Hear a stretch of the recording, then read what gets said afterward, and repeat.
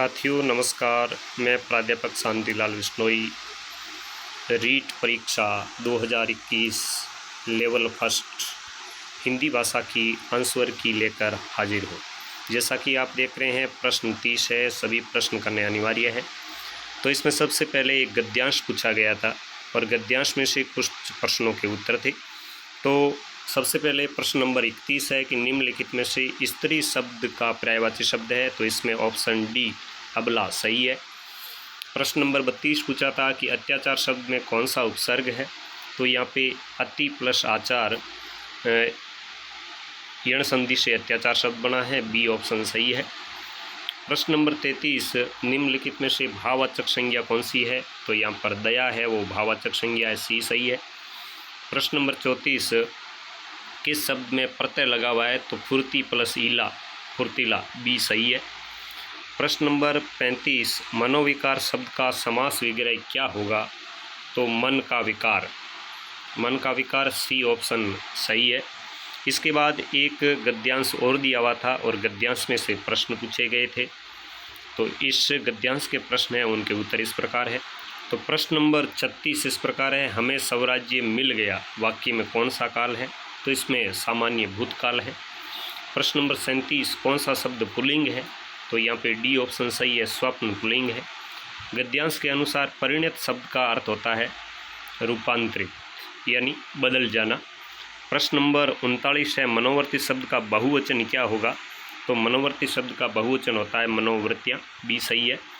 प्रश्न नंबर 40 दूषित शब्द का अर्थ क्या है, तो दूषित होता है दोष युक्त, ए ऑप्शन सही है।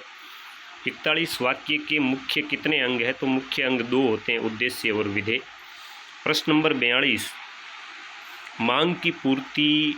मांग वस्तु की पूर्ति की तुलना में मांग अधिक होना, इस लोकोक्ति का सही आशय होगा एक अनार 100 बीमार। प्रश्न नंबर 43 घास काटना मुहावरे का सही अर्थ है गुणवत्ता का ध्यान रखे बिना जैसे तैसे काम निपटाना। प्रश्न नंबर 44 है वे मेरे घर आएंगे क्योंकि उन्हें अजमेर शहर घूमना है, यहाँ किस प्रकार का वाक्य है, तो यहाँ किस प्रकार का वाक्य है, तो यहाँ पर संयुक्त वाक्य है। प्रश्न नंबर 45 सगुन मेरी सहेली है अर्थ के आधार पर वाक्य किस प्रकार का है, तो यहाँ पर संकेतार्थक है। प्रश्न नंबर 46 डॉक्टर चंद्रा अदम्य साहस की धनी थी, प्रयुक्त साहस शब्द यहाँ पे किस लिए आया है, यहाँ पे गुणवाचक विशेषण के लिए आया है। प्रश्न नंबर 47 गोमूत्र असाध्य रोगों के उपचार में भी उपयोगी है, तो भी यहाँ पे एक तरीके का निपात है और निपात है तो अव्यय है। फिर प्रश्न नंबर 48 और प्रश्न नंबर 48 है, इसमें ऑप्शन ए सही है, बी भी सही है, सी भी सही है, डी है वो गलत है। आपको त्रुटिपूर्ण पूछा है, वर्णों के सार्थक समूह को वाक्य नहीं कहते। प्रश्न नंबर 49 है कि यवन सैनिक घोड़े पर यानी ऊपर आया, पर यहाँ किंतु है, और जैसे ही दरवाज़ा खटखटाया चिड़िया पर फैलाकर उड़ पड़ी, तो पर का अर्थ ऊपर, पर का अर्थ पंख और घोड़े पर यानी ऊपर की ओर, पर किले का दरवाज़ा बंद था किंतु, और पर यानी पंख, या डी ऑप्शन है वो बिल्कुल सही है। प्रश्न नंबर 50 कहता है कि प्रकृति में ग्रेनाइट तथा संगमरमर से मेरे क्षेत्र को नवाजा है, यहाँ पर किस प्रकार के शब्द है, तो यहाँ पर तीनों शब्द है वो विदेशी है। प्रश्न नंबर 81 निम्नलिखित में से कौन सा शिक्षा शास्त्री पढ़ाने से पहले लिखना सिखाने के पक्ष में है, तो हेलन पार्कर्स्ट।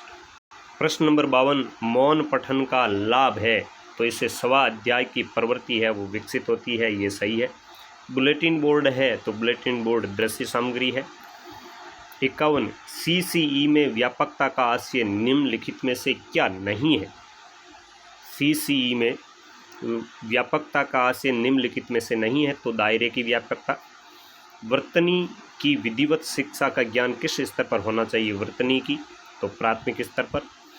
प्रश्न नंबर 26 निम्नलिखित में से रचना शिक्षण का कौन सा उद्देश्य नहीं है, तो कर्मबद्धता बताना रचना शिक्षण का उद्देश्य नहीं है। प्रश्न नंबर 57 अभिकर्मित अनुदेशन विधि के सिद्धांत में सम्मिलित है, तो इसमें स्वगति का सिद्धांत है वो सम्मिलित है। प्रश्न नंबर 58 कौन सा सस्वर वाचन का भेद नहीं है? तो स्वर वाचन का भेद गहन वाचन है, वो नहीं है। प्रश्न नंबर 59 है, एक अच्छे मूल्यांकन की विशेषता नहीं है, तो आत्मनिष्ठता नहीं है। और प्रश्न नंबर 60 है, वस्तुनिष्ठ प्रश्न का प्रकार है, तो इसका सही है सी, मिलान, बिल्कुल सही है। तो साथियों, ये थी हिंदी की आंसर की रीट परीक्षा L1। उम्मीद करता हूँ इससे आपको अपने मूल्यांकन करने में अपने कितने प्रश्न सही हो रहे हैं ये जानने में बहुत अधिक सहायता मिलेगी। इसके तुरंत बाद आपको L2 की भी आंसर की है वो मिलेगी। तो आप इस वीडियो के लिंक को शेयर करें, लाइक करें और चैनल को सब्सक्राइब कर लें ताकि आपको L2 हिंदी की आंसर की भी मिल सके।